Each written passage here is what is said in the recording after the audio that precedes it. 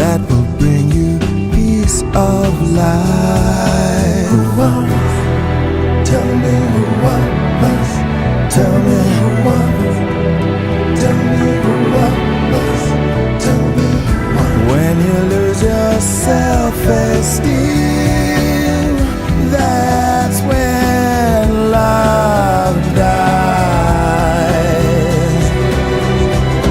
Oh, please, human being, if you bleed, they will say that it's their stand. They'll be put to tickets by the minute if you fall out of line. When mere human beings may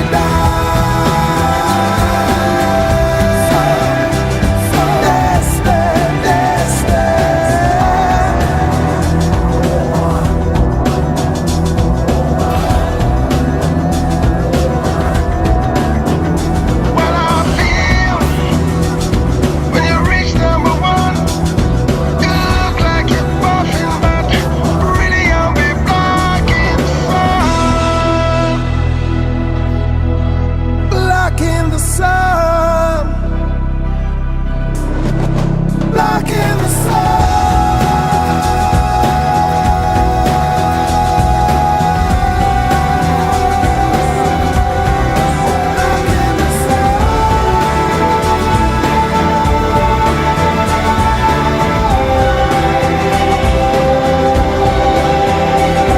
When mere human beings we die,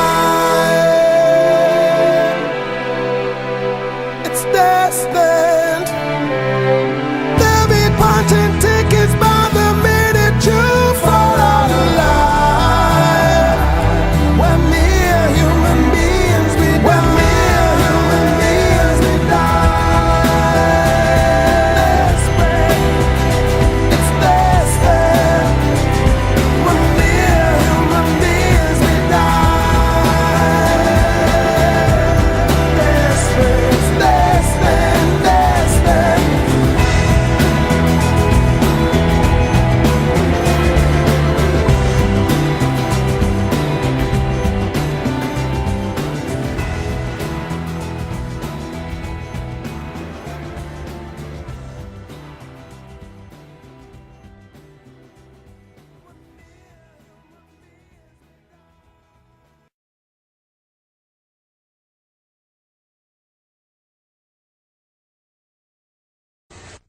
Where I prepare Cursigistas, the Legion of Mary, the Blue Army, many of these militant organizations. I train and prepare how they can become Baptists, how they can become Adventists, how they can become Methodists, how they can become Presbyterian, how they can become Pentecostal, and all these areas where they most infiltrate any area. You bring up one of the other questions I have, might as well ask it now, particularly the Blue Army. Is that in some way connected with the Fatima? That's correct. Is yes. that to protect it? Or that they are the army that creates the greatest promotion of that cult, of that satanic cult here in the United States.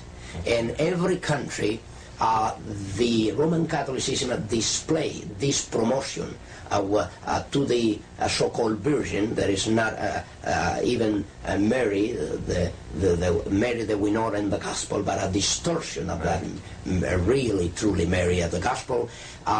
They display to different militant organizations the promotional need for certain saint or virgin or whatever. And the Blue Army is the greatest promoters of the call to Mary here in the United States. The Opus Dei is another arm of the Jesuits. What that means, you have Masons, you have Illuminatis, you have the New Age movement, you have the Trilateral Commission, you have the Club of Rome, you have so many others. They are in different areas working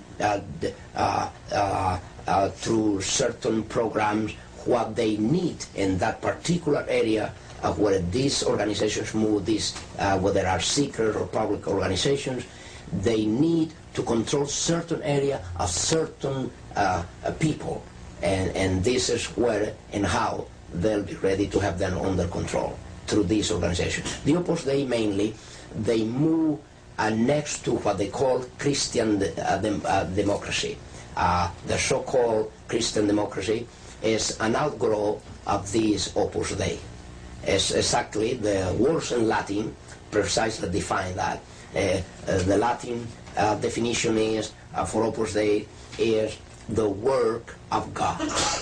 What that means, the Opus Dei. Opus meaning the work, and then you have how you call Dei, Opus Dei, the work of God. When the Council of Trent occurred, it was controlled by the Jesuits. Yes. How about the Vatican II?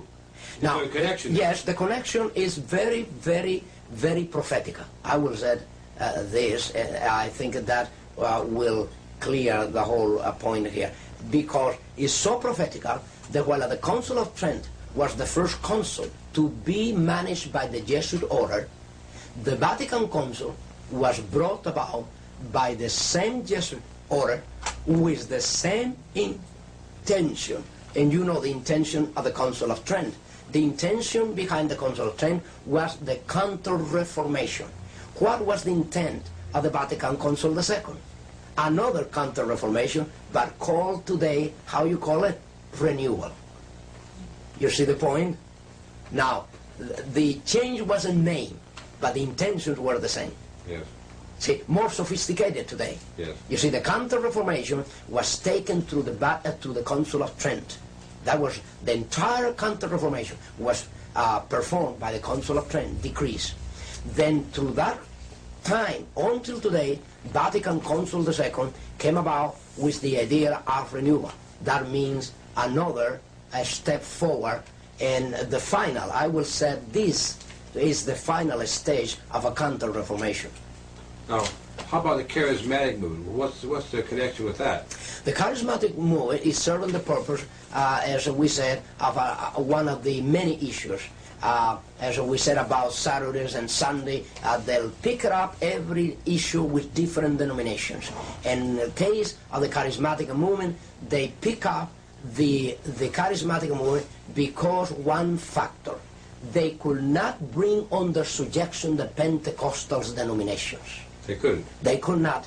Even when they went to the ecumenical movement before, from 1945 down to our day, since this already starts. As a matter of fact, if you want to know, the World Council of Churches started financed by the Jesuits in Europe in 1945, after the end of the Second World War already, or by the time that the World War was to end, already the Jesuits were at work trying to unite all the Protestants in Europe. And that was the origin of the World Council of Churches and the ecumenical movement. Today the charismatic movement is serving that purpose. Where the Pentecostal could not be bring into the ecumenical forum, they brought it through the exercise of charismatic gift. We were on the way back from London on the jet plane, and there was a man dressed in a uniform like the Catholic priests wear. And he was conducting himself not like a priest you'd see in a movie, very friendly. He was a very sophisticated type man. And people could sense that. And I never thought I'd see him again. But in Baltimore, at the airline station, where the baggages come off, well, I turned around and there he was next to me. And I just turned to him and said, "Hello, friend. Are you a Jesuit?" And he says, "Yes," with a big smile. You see all of his teeth. And he